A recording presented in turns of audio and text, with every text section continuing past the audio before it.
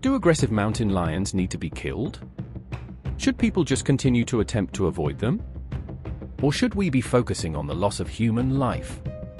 Welcome to today's free discourse video. Today, we're going to look at a tragic incident that occurred recently in California. A fatal mountain lion attack took place, taking the life of a young man and severely injuring his brother.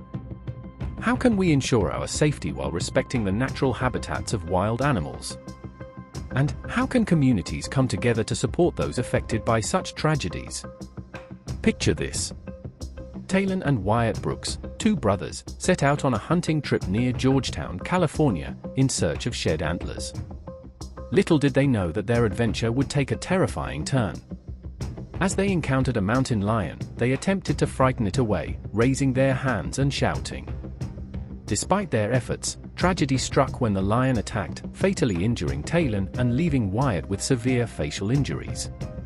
In moments of crisis, it's our instinct to seek help, and Wyatt bravely rushed to call 911. His actions not only saved his life but also initiated the response that led to the discovery and removal of the mountain lion from the area. This incident was the first fatal mountain lion attack in California in nearly 2 decades. Following this tragedy, the California Department of Fish and Wildlife tracked and euthanized the mountain lion responsible, providing closure to the grieving family and ensuring the safety of others in the area. The Brooks family has set up a fund to aid Wyatt's recovery and cover memorial costs for Taylen, emphasizing the bonds of love and solidarity during times of adversity. Taylen and Wyatt's story reminds us of the preciousness of life and the unpredictable nature of our interactions with the natural world. So what are people likely to think about this? At the Free Discourse channel, we value the views of everyone and hope that our videos help you to formulate your own opinions. So, let's think about what views the public will hold on this tragic mountain lion attack. Many will consider this from an environmental conservation perspective. They would call for the protection of wildlife and emphasize the importance of coexisting with natural predators.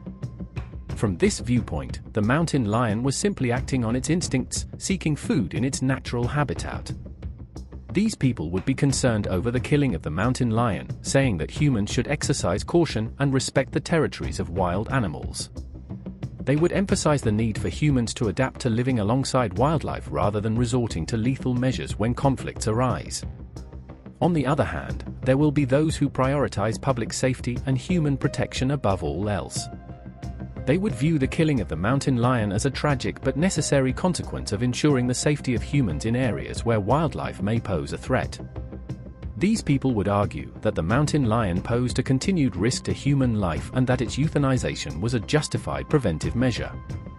They will stress the importance of taking proactive steps to mitigate the potential dangers posed by wild predators, especially in areas frequented by humans for recreational activities or daily living. Another perspective will call for an ethical and compassionate response to the tragedy, focusing on empathy for all parties involved. Supporters of this viewpoint will express sympathy for the victims and their families while also acknowledging the inherent value of wildlife. They would call for a balanced approach that considers both human safety and the well-being of animals. From this perspective, the incident serves as a reminder of the complex relationship between humans and wildlife, highlighting the need for empathy, understanding, and responsible stewardship of the natural world. So, what do you think? In reflecting on the diverse perspectives surrounding the tragic mountain lion attack in California, it seems clear that there are contrasting viewpoints on how to navigate such situations. On one hand, there's a call for environmental conservation, coexistence with wildlife, and the protection of natural predators like the mountain lion. On the other hand, there's a compelling argument for prioritizing public safety and human protection, which necessitates proactive measures to mitigate potential risks posed by wild animals. Amidst these differing views, there's also a call for empathy and compassion, recognizing the complexity of the human-wildlife dynamic and the need for a balanced approach. So, where do you stand? Do you agree more with those advocating for environmental conservation or with those prioritizing human protection? I hope this free discourse video has helped you to understand this topic more clearly. If so, don't forget to like the video and consider subscribing for regular updates on the most important of world affairs.